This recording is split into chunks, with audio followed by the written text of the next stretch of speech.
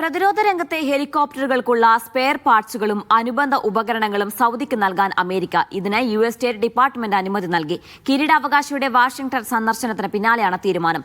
ലോകത്തിലെ ഏറ്റവും മികച്ച യുദ്ധവിമാനമായ F-35 സൗദിക്ക് നൽകാനും നേരത്തെ ധാരണയായിരുന്നു. $100 കോടി മൂല്യം വരുന്ന കരാറിനാണ് ധാരണയായത്.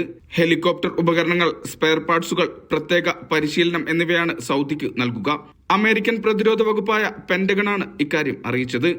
പൈലറ്റ് പരിശീലനം, സിമുലേഷൻ, ഓപ്പറേഷൻസ് ട്രെയിനിംഗ്, സുരക്ഷാ പ്രോട്ടോകോൾ പരിശീലനം തുടങ്ങിയ പരിശീലന പദ്ധതികളാണ് നൽകുക. കിരീടാവകാശിയുടെ വാഷിംഗ്ടൺ സന്ദർശനത്തിന് പിന്നാലെയാണ് തീരുമാനം. യു.എസ്. സ്റ്റേറ്റ് ഡിപ്പാർട്ട്മെന്റ് അനുമതി നൽകിയാലും യു.എസ്. കോൺഗ്രസിന്റെ അനുമതി ഇതിൽ ആവശ്യമാണ്. ഇതിനായി പാക്കേജ് പ്ലാൻ കോൺഗ്രസിലേക്ക് ചർച്ചയ്ക്കായി അയച്ചിട്ടുണ്ട്. 30 ദിവസത്തിനകം കരാർ വേണമോ വേണ്ടയോ എന്ന് കോൺഗ്രസിന് തീരുമാനിക്കാം.